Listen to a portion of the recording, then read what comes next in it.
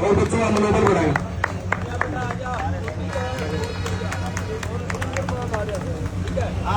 भाई आशीर्वाद।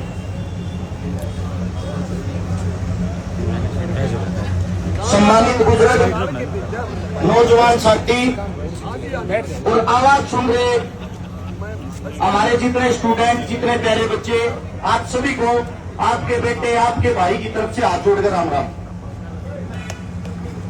देखो, धरना चल रहा है एक चीज को लेके, जो सबसे पहली चीज है स्कॉलरशिप।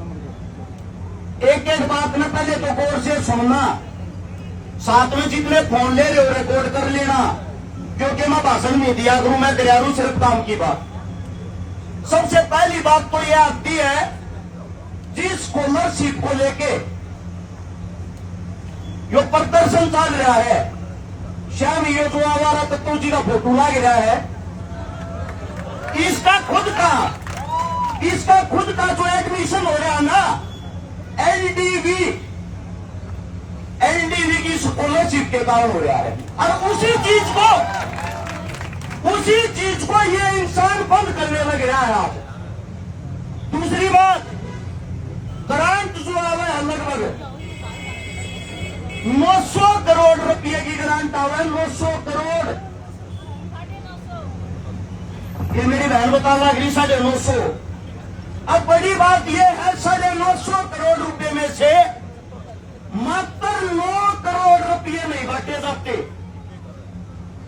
आप लोगों से पूछना चाहता हूं एक बात, एकलौता हिंदुस्तान ऐसा देश है जिसके अंदर शिक्षा और किताब दोनों चीजों पर टैक्स लगता है। एकलौता हिंदुस्तान, आज की बात नहीं है, यानी कि पढ़ने के ऊपर भी टैक्स लगता है। सबसे पहली बात तो यह है, मेरी जितनी बहन बैठी है, जितने भाई बैठे हैं, खाम खा दुखी हो रहे हो भाई की तो पापा बूपा बन जाओ, स्कॉलरशिप भी मिलेगी, नेता मंत्री थारे दो आवेंगे, फंड के नाम पर कितने मोटे 2 रुपये ले लो, दूसरे लोग रोक लो। क्योंकि आज के वक्त पढ़े लिखे इंसान की और शिक्षा की हिंदुस्तान के अंदर कोई वैल्यू नहीं रह रही। ये बात आवा भाई धरने की, हमारे जो बच्चे, हमारे जो बेटे हैं, हमारे अभी अंकल जी कह रहे थे, अब भाई सर फूटे तो घबराते नहीं गए। एक बात बताता हूं, गौर से सुनना। भगत सिंह सरदार जिसको अपना गुरु मानता था, करतार सिंह सराबा, मात्र करतार सिंह सराबा पढ़ के देखना, मात्र 16 साल की उम्र में हिंदुस्तान से डोंकी मार का अमेरिका गया था। अमेरिका जाकर पहले तो पढ़ा, साथ में उसने नौकरी करी, पत्रकारिता की। उसके दिल में एक जुनून था अपना देश आजाद कराने का। जब 16 साल का बच्चा दूसरे देश में जाकर और अपने देश की लड़ाई लड़ सका है, मैं आप लोगों से पूछना चाहता हूं, क्या आप लोग अपनी लड़ाई नहीं लड़ सकते? यह धरती, सार की धरती, वह धरती है 29 मई 1857 को, जब क्रांति हुई देश को आजाद कराने के लिए। तुम्हारे पास में रोहनाथ गांव है, उस रोहनाथ गांव के अंदर जाके इतिहास पढ़ना। जब गांव ने क्रांति करी, क्रांति में जो अंग्रेजा का डीसी था उसको जिंदा फूंक दिया था, जिंदा जला दिया था। जिंदा जलाने के बाद उस गांव को, उस पूरे गांव को एक बरगद के पेड़ पे फांसी टांग दिया था और एक ऐलान कर दिया था कि जो भी लाशा में तला उतारेगा उसकी भी 7 पीढ़ियां लेनी वो मारेंगे। किसी की औकात नहीं हुई, 3 महीने तक वे लाशें उस पेड़ पर लटकती रही, लास्ट में वे कंकाल बन गई। 1857 में हमारे को इतना भयभीत कर दिया गया, फिर इकट्ठे होने में, एकजुट होने में और यह लड़ाई जीतने में, देश आजाद कराने में 90 साल का इंतजार करा। 90 साल के अंदर 7,32,000 आदमियों का खून इस मिट्टी में मिला, जब जाकर हम आजादी मिली। ये बात इसलिए बताने लग रहा हूं, उसी सार की धरती पे बैठे हो तुम, उसी क्रांतिकारी धरती पे। तो यही लड़ाई की शुरुआत, कि लड़ाई जीतना सीखना, जीती के ऊपर जाया करें। पहली बात तो जितने स्टूडेंट है भाई, आप लोगों को बता देता हूं, यारे प्यारे मित्र रिश्तेदार, सुख और दुख में याद करे जाया करें। थारे को दुख आ रहा है इस टाइम पे, इस दुख में आप अपने यारे दोस्तों के पास फोन करो और फोन करके सबने बुलाओ, और धरना है ना, धरना डेली 10 गुना बढ़ता रहना चाहिए, घटना नहीं चाहिए। तुम्हारी जब तक ताकत नहीं दिखेगी, आप लोगों को बता देता हूं, राजनीति का शिकार मत हो जाना। कभी अपना मजाक बनवा लो, तुम्हारे बीच में सरकार के आदमी आएंगे, वीसी के आदमी आएंगे, मुलाकात करा दिया, राजीनामा करा दिया, राजीनामा पुष्टिल करते हैं, और वीसी साहब इतना डरो, तुमने डर लगे है, ऑन रिकॉर्ड कैमरे के सामने कहने लग रहा हूं, धरना 2 दिन चल रहा है, 10 दिन, वीसी साहब ये तो है स्टूडेंट, ये हमारे बच्चे, इन्हें छोड़ो, धरना खत्म होते तन्ना हम देखांगे। मैं तो बच्चे तेरे भी हैं, चंद की तन्ना भी प्यारी है, तू कितने बड़े नेता मंत्री का चलना हो, गारंटी देते हैं जिंदगी में नरक बना देंगे, जीने नहीं देंगे। लेकिन आप लोग अपने हक के लिए कमजोर मत हो जाना, लड़ते रहना।